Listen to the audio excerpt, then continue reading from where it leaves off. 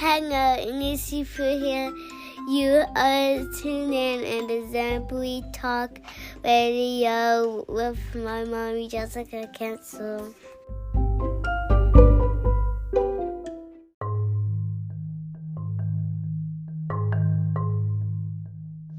Besos y abrazos a todo mi gente. You are tuned in with Exemplary Talk Radio. I'm your host, Jessica Cancel, and we have another podcast for your listening ears. So, today's topic is good parenting versus bad parenting. And I made this podcast because in light of the recent shootings at the elementary school and seeing how this 18-year-old child, came and shot up all these 3th and 4th graders, I wanted to dedicate it to the children, not only at Robb Elementary, but across the world. I hope that this podcast will open the eyes and soften the hearts of all parents so we can raise well-adjusted children that's rich in morals, and knowing that this world is evil and cruel, that they can become better people and, in turn spread the good morale and, hopefully change another life, change some more lives. So, of course, I was like a whole bunch of people that was really judgmental about this 18-year-old kid who shot up the elementary school, killing 19 3rd to 4th graders along with 2 teachers. I was like, well, how can he be so heartless and so evil? I probably used different words. Of course, I know I did, because when I did a podcast, if you listen to my previous podcast, I didn't use those words. But yet and still, like, how can he be so heartless, so evil? Like, even in the news, they called him the face of evil. To shoot at children, who can't defend themselves. It was easy to call him crazy. Oh, he went on a deep end. Oh, this and that. But as I was doing my research, for that podcast, I found out a lot of truths about that individual that gave me a deeper understanding. I found out that he had some really deep-seated emotional problems and early in life.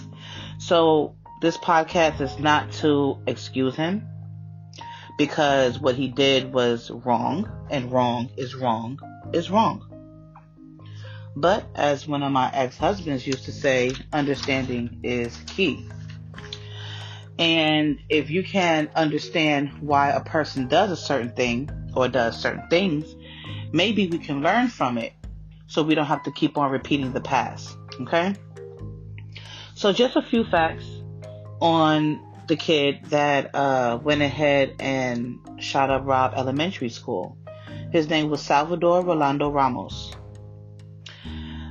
He was 18 years old. Birthday just passed. May 16th, I believe. May 16th. Okay. So there's a few facts about him, about, his life a little bit. He was a cutter. If you don't know what that is, I need to put a disclaimer in, the beginning, but, here's your disclaimer.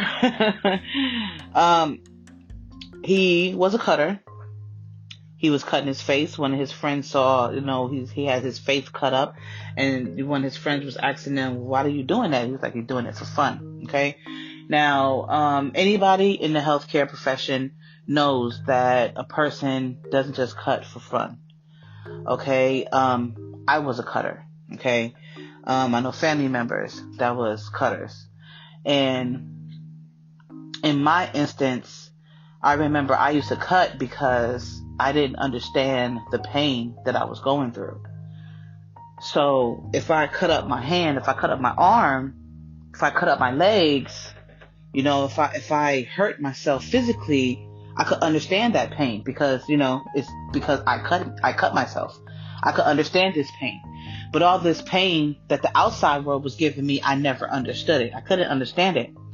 So that was what gave me my release. being a cutter back in the day. So he was a cutter, and not only because usually most incidents that I've seen and that I witnessed, people would cut, but they would cut their arms and legs and they would cover themselves. I have not seen a case where someone was cutting their face, something that was visible, you know? So that in itself is deeply troubling to me, okay? He was bullied for having a stutter and a strong lisp. Now, kids are evil. People are evil in general.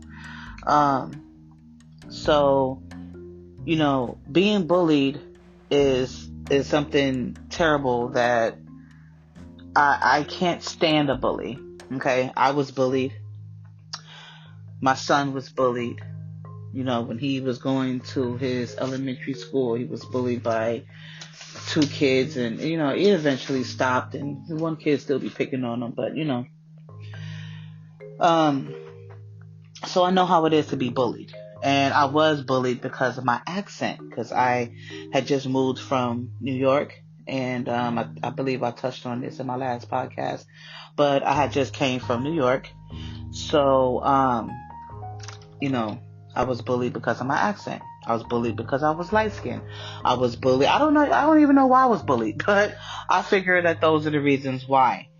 So bullying, I could understand, you know, how it feels to be bullied, as I was bullied. He was called derogatory names for gay people because one time I guess he posted a picture of him with black eyeliner on.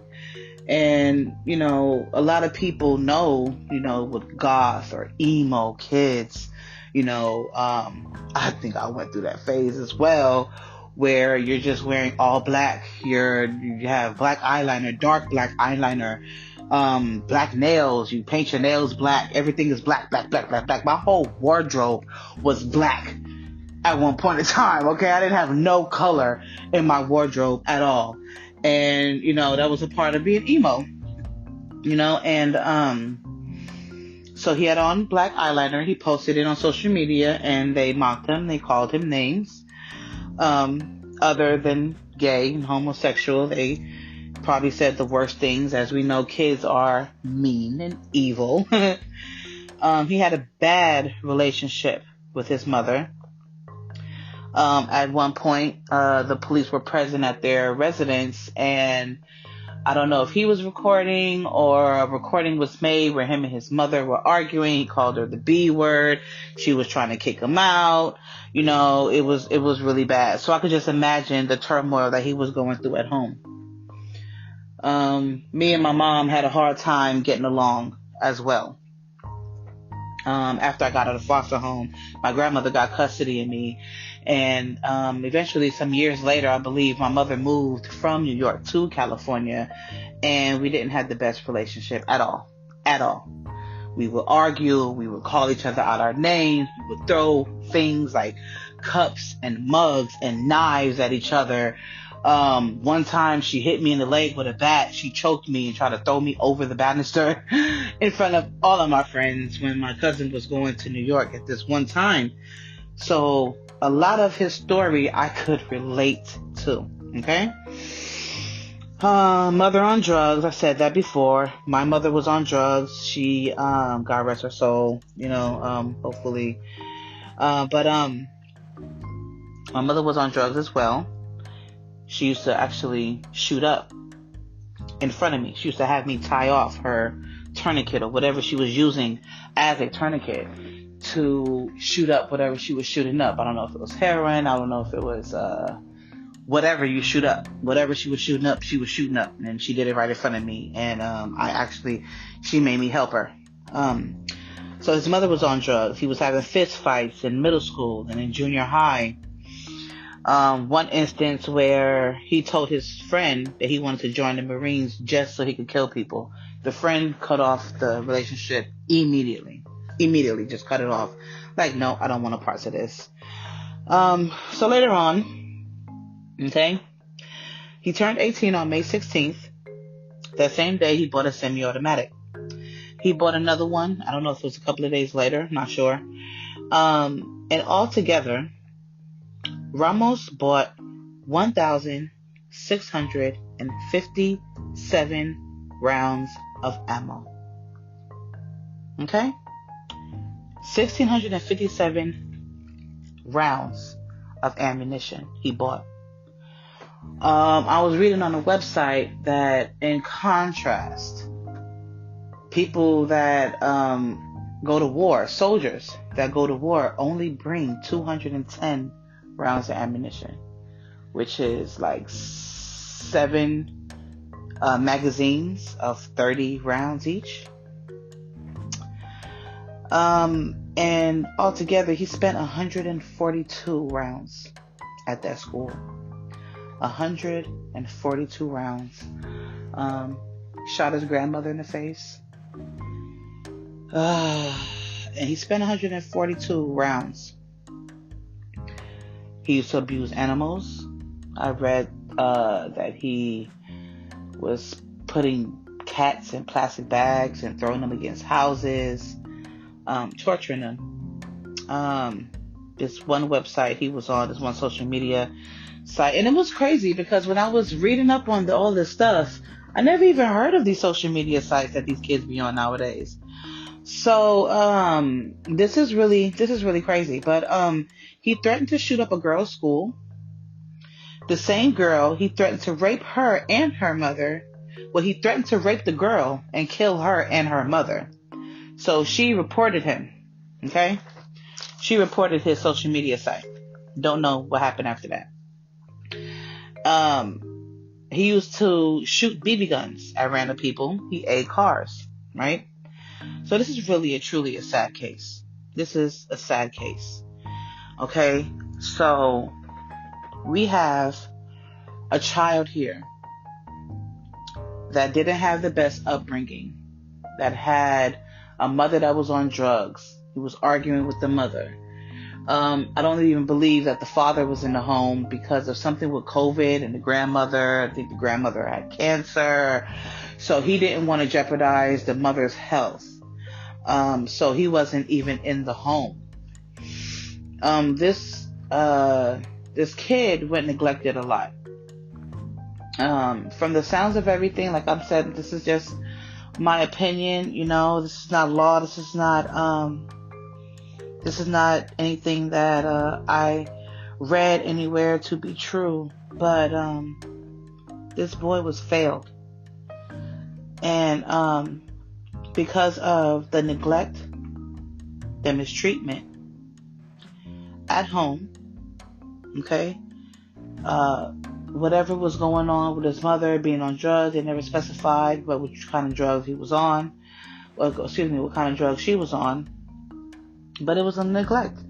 How can your son buy your grandson, because he wasn't living with his home, in his home with his parents, with his mother and his father, he ended up living with his grandmother, and he bought 2 rifles, over $2,000, I read somewhere, and also over 1,600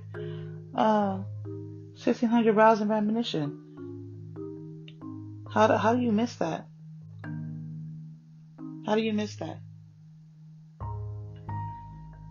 Now, some people might say, oh, it's easy for you to say because, you know, you, whatever. And some people be like, yeah, how did they miss that? My audience is something specific. Okay, so if it ain't for you, it ain't for you. Hey, I'm not talking to you. But for the people that I am talking to, how did they miss that? So it goes back to all the things that went on in his life leading up to the moment where he felt like he had to go buy these rifles, buy all these bullets, and shoot up an elementary school. So one thing that I also learned from it was that the day before he decided to go on this rampage, the high school that he went to He didn't graduate high school. Guessing he was supposed to graduate, but he was never there because of bullying, because of, like I said, neglect. There wasn't anybody there that loved this kid enough to try to set him on the right path. Okay? So we have neglect, mistreatment at home. Now, I'm not saying that he was molested. I'm not saying that he was beat up. He was beat at home, because no source ever mentioned that. But mistreatment doesn't always have to be physical. It could be emotional, be psychological. You know what I mean? So what else failed them? The United States, lack of quality mental health services. Lack of quality mental health services. You understand me?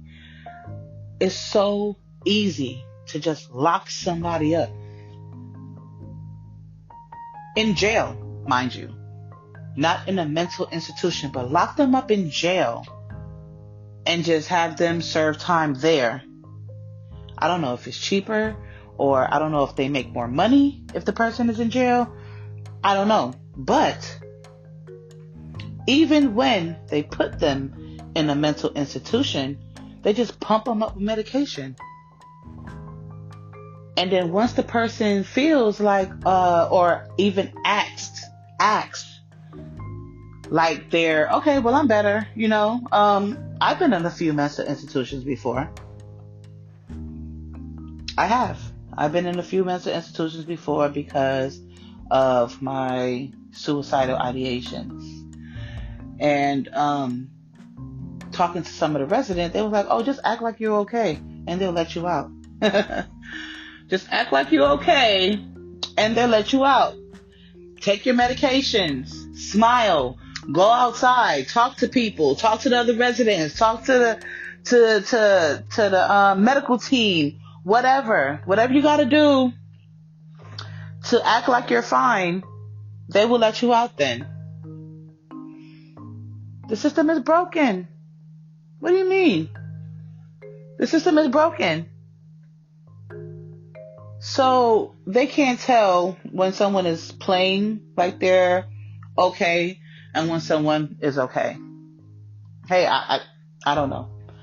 I don't know. I thought they'd get trained for this type of stuff. You come in there and you said you want to kill yourself because of whatever reason. You give them your story and they only keep you for 3 days. I think I was the longest I ever been in a mental institution was the weekend.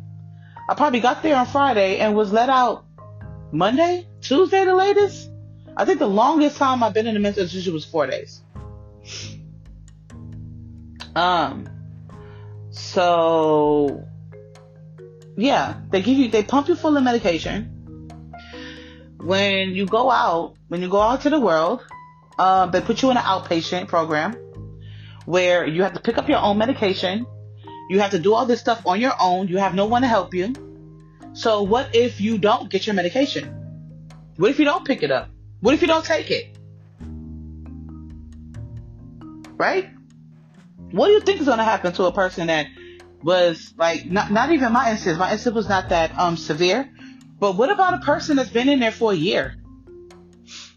Who is getting force-fed these medications, and then they get let out, they get released. Who is taking care of these people? Who's taking care of these people? Who is making sure that they go get their medication? Who is making sure not only that they go get their medication, but they take their medication as well? Who? Because I want to say like 8 times out of 10, if you had people in your life that was helping you and helping you get along and helping you do stuff like this, you wouldn't end up in a mental institution in the first place. Because you would have that support at home. You would have that support in your family dynamic. You would have that already. There would be no reason for you to get mental services and be on medication and get locked up. Now, I'm not saying that doesn't happen. Because I'm pretty sure it does. But a lot of the things that I witnessed, now mind you, I'm talking about from what I witnessed, okay? This is what I witnessed. I don't see a lot of people that's in mental institutions that have support from family members.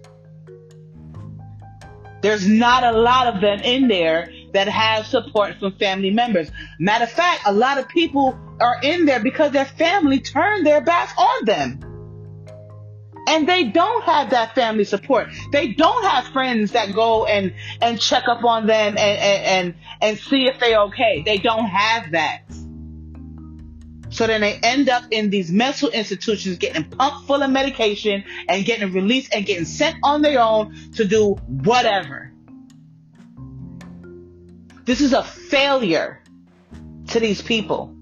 This is a failure. Okay? Social media accountability. Now, what pisses me off about social media, especially with Meta, okay?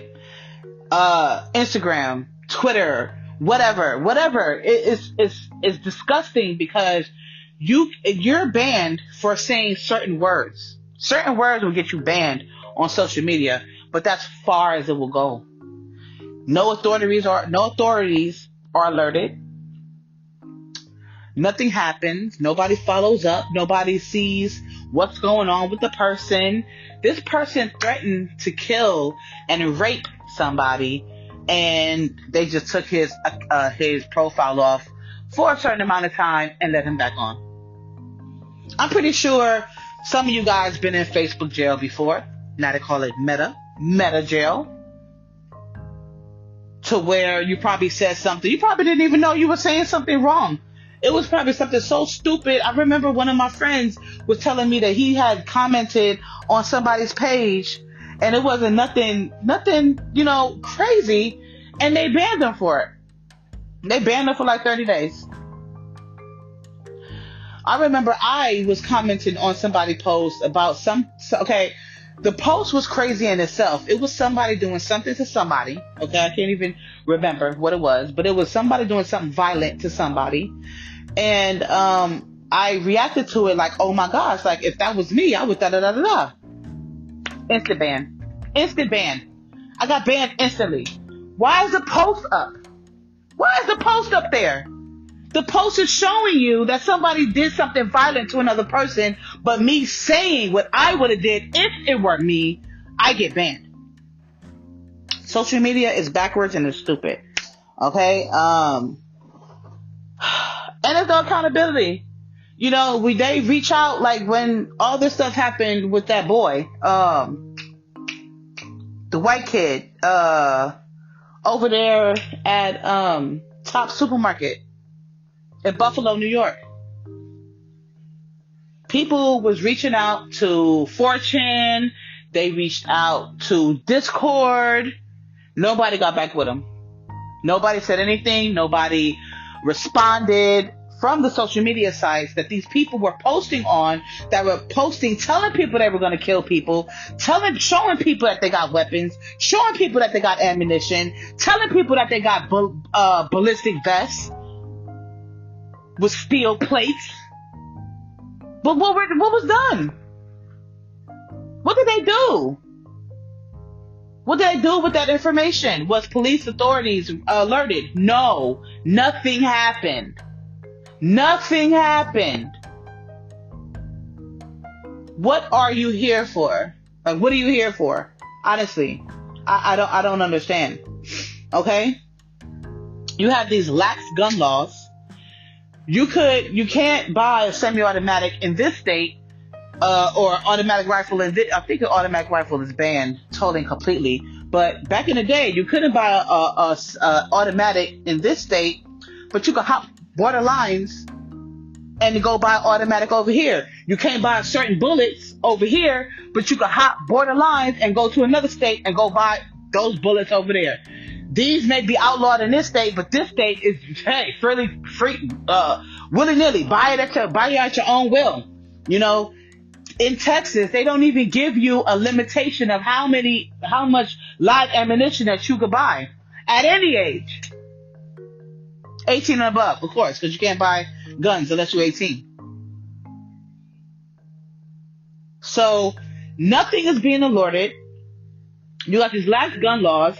You have a hesitation of law enforcement, like what happened over there at Robb Elementary, where it took them 77 minutes to get in the building, and they're talking about, oh, because it was still this, and it was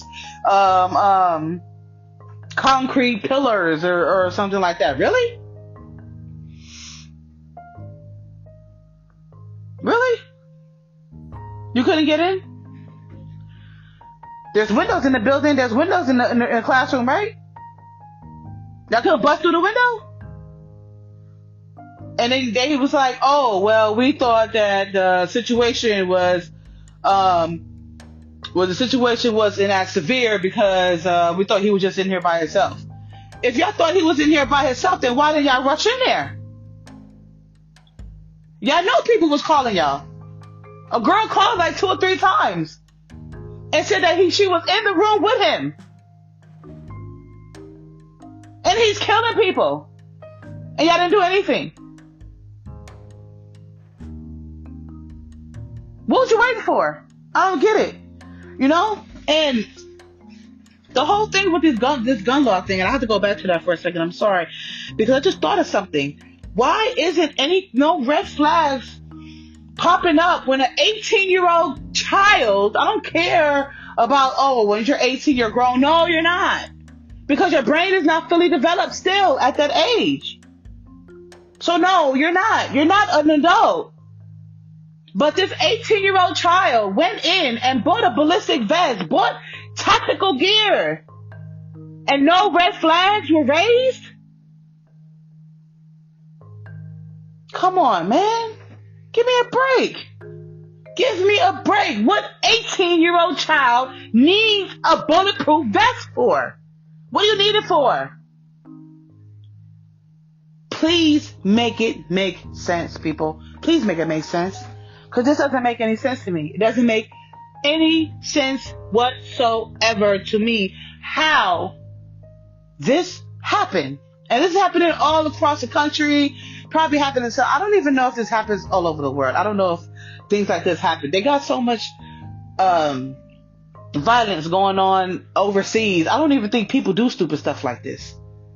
I don't even think people are like, oh, well, let me go shoot up a elementary school. They got wars going on in other countries.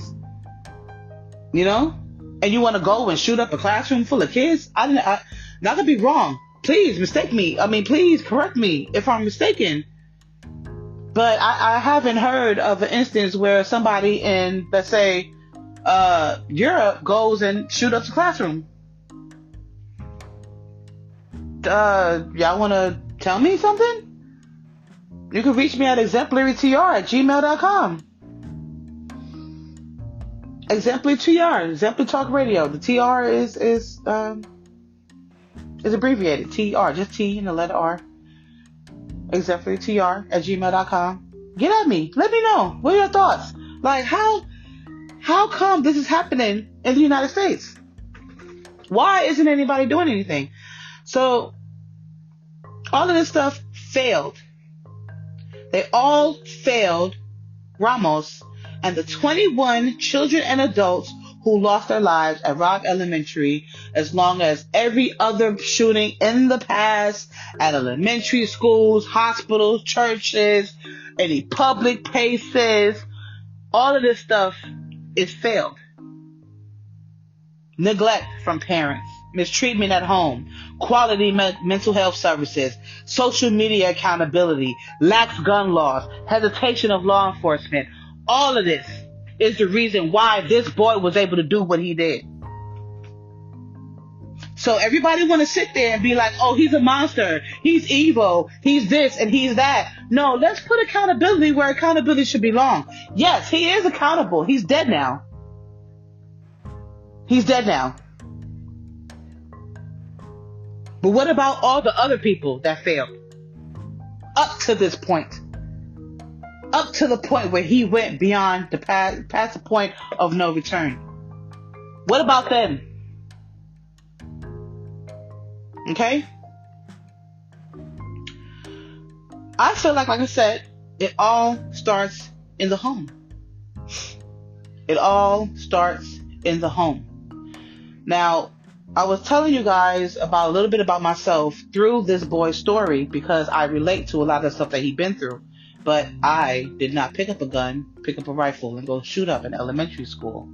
Everybody have different ways of dealing with pain, with anger, with hurt, with resentment, with bitterness, with trauma. I'm not going to react the same way somebody else reacts. Somebody else ain't going to react the same way I react. There's different shades of gray.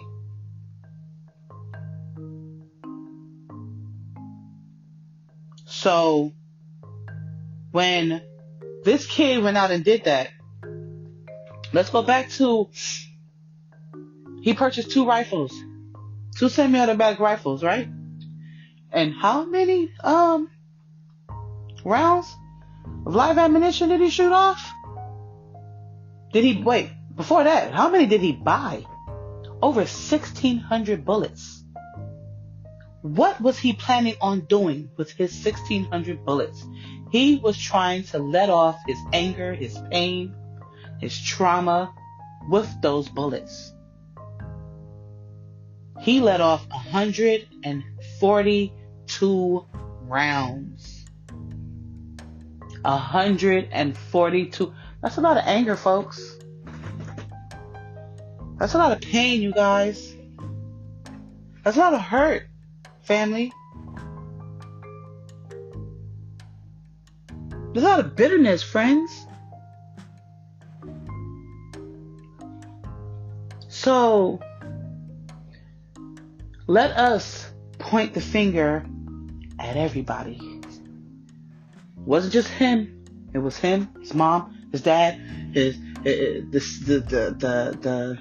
state of where's Rock Elementary at? Where, Uvalde, Texas. It was Texas. Okay. Mental health services, or the lack thereof. All right, but it all starts at the home. It all starts at the home. I recently took a early childhood education class, because I am going to get studying to get my associate's degree, eventually my bachelor's. And with that, it was saying how single parent homes are more disadvantaged than 2-parent homes. But a single parent home can compensate for what a 2-parent home can bring by giving that extra support, that extra love, that extra attention to their children, so that they won't feel that missing parent, that absent parent. There is a way that we can nurture our kids so that they don't grow up like this and do something like this. Okay? In the Bible, because I'm a Christian, I don't know if I know that, but if you don't, I am. And in the Bible, it says in Ephesians 6:4, nurture them in the discipline and instruction of the Lord. Train up a child the way he should go, and when he is old, he will not depart from it. It all starts at home, and it all starts when they're young. Trauma is real, and it can last a lifetime if it is not treated in the correct manner and in a timely manner. You will have a messed up individual out in the world with psychological, emotional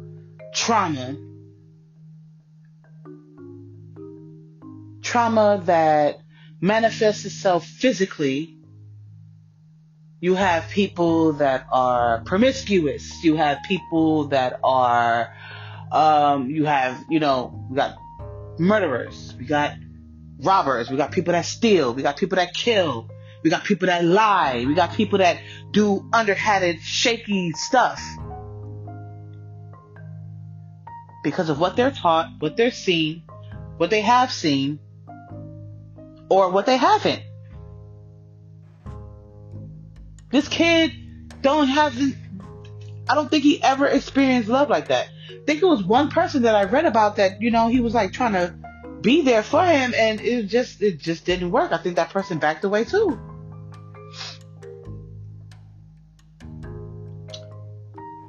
So we have to realize that it's not just the person that commits these awful, heinous crimes.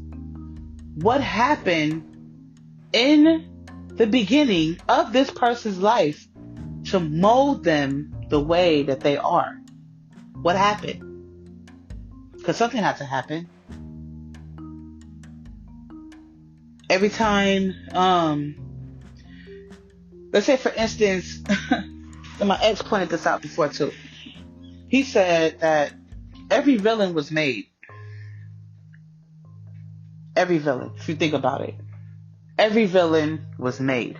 And I'm talking about some fake stuff. I'm not talking about real stuff. But every villain was made to be a villain because of the actions or because of the things that happened in their lives. Okay?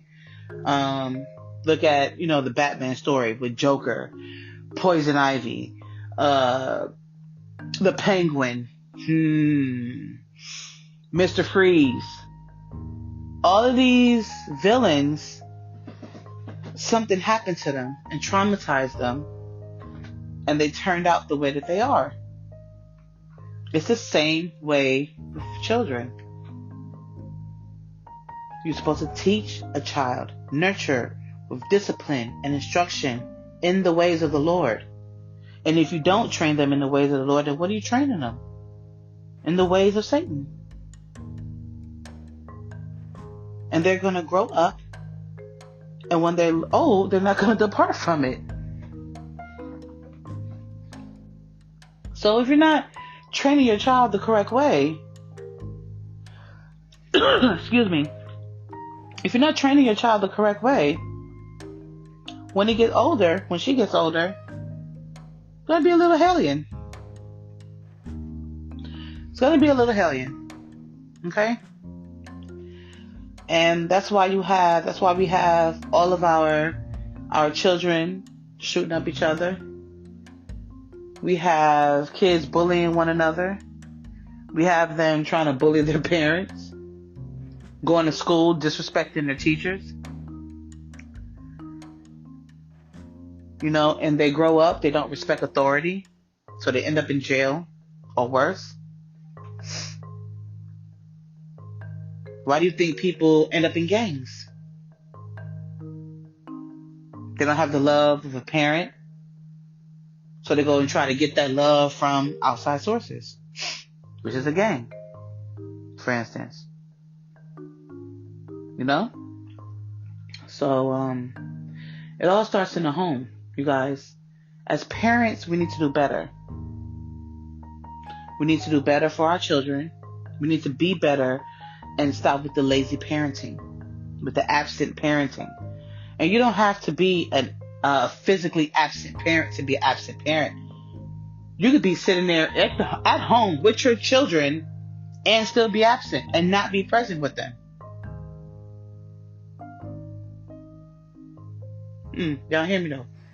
You can be with your child at home and still be absent in their lives.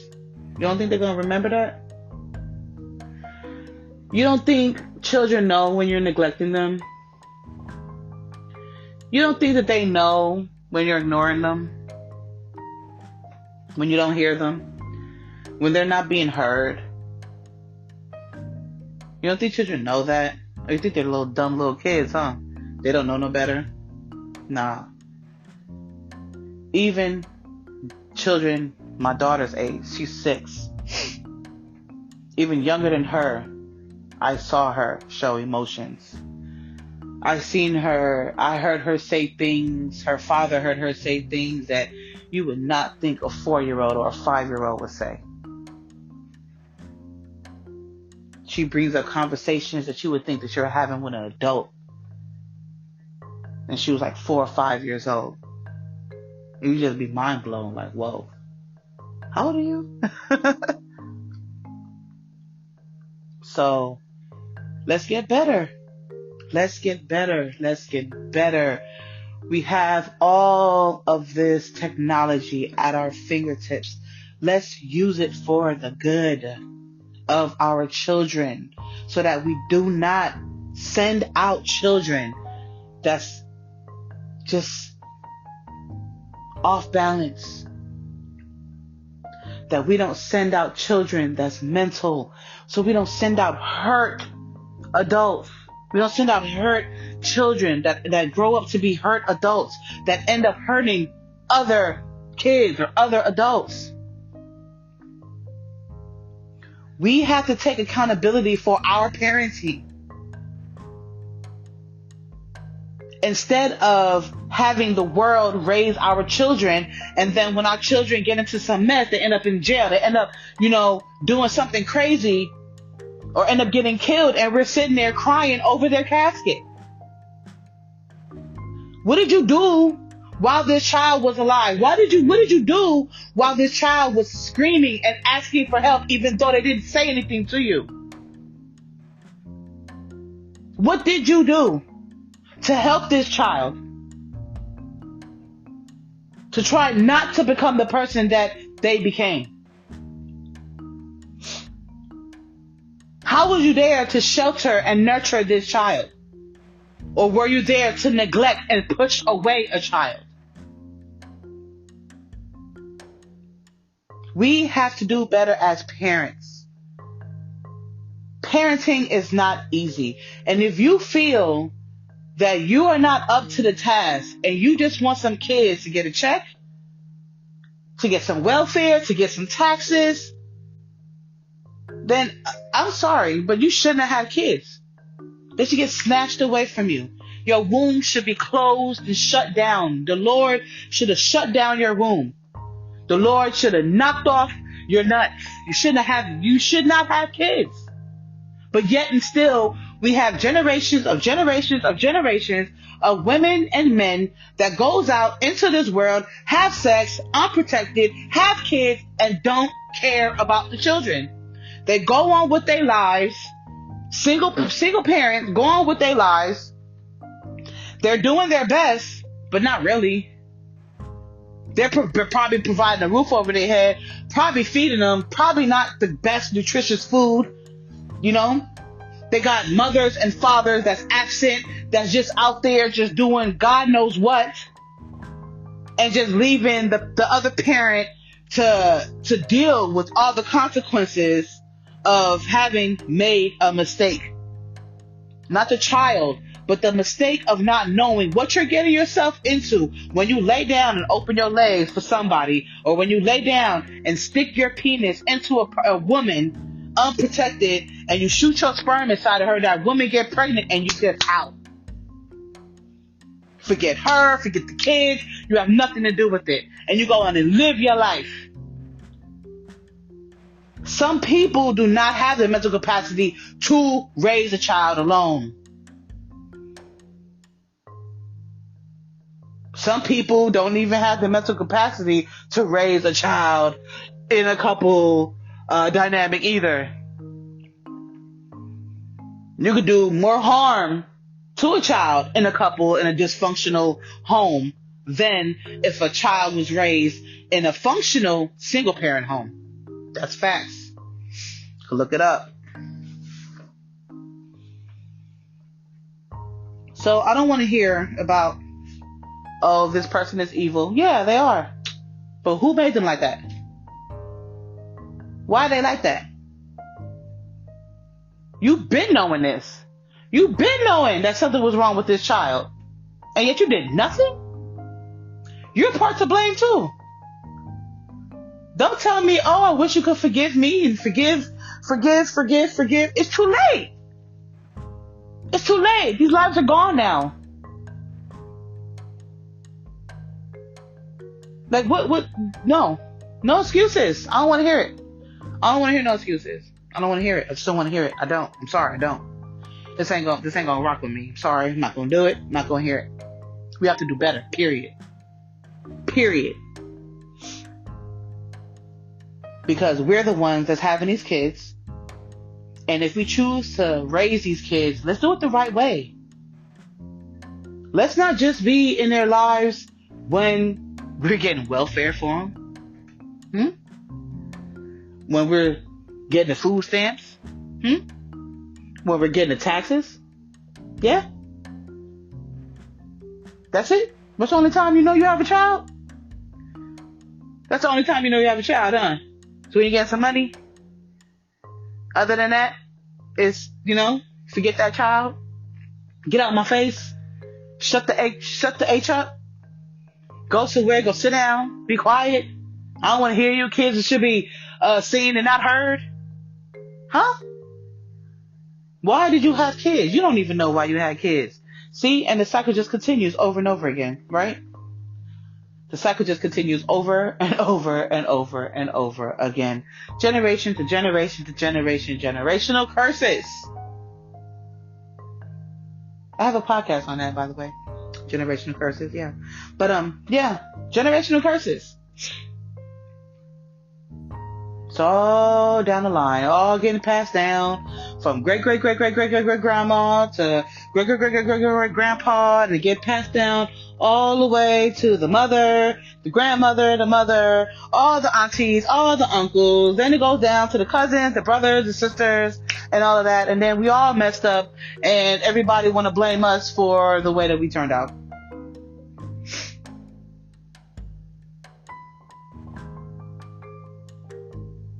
But they say when you point at somebody, be careful when you point at somebody because you got 3 fingers pointed right back at you. Right? Yes. I'm gonna wind down here. Because this is really something that people need to hear. They ain't gonna want to hear it. I know this message is, you can't tell me how to raise my child. You ain't gonna tell me how to raise my child.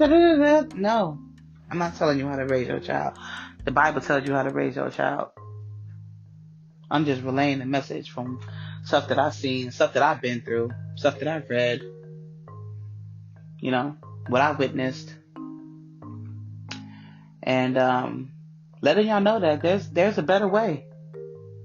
There is a better way, but you have to be diligent. It's hard work. It ain't easy. Ain't easy at all. So, it's up to you how you want your child to be up in this world. A lot of people ain't gonna take that accountability onto themselves, but hopefully this message reach somebody and, give them a wake up call. And, let's spread this around. Let's combat the bad parenting with the good parenting. And let's raise healthy, whole children. Yeah? Amen. So I'm going to go ahead and conclude there. I want to thank you so much for listening to my podcast. You have been tuned in with Jessica Cancel at Executive Talk Radio. This was Good Parenting versus Bad Parenting. I hope you enjoyed it. There's other podcasts I have, other previous podcasts I have, previous episodes. I hope you tune into those also. I hope they're able to touch you, teach you something, and yeah. So again, thank you so much for your support. Thank you for your listenership, and God bless you. Have a great evening or great morning or great afternoon, whatever time you're listening to the podcast. Besos y abrazos. I love you. Peace.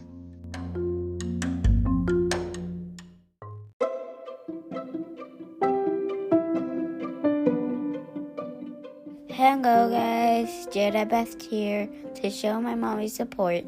Please like, share, and subscribe to Exemplary Talk Radio. Thank you.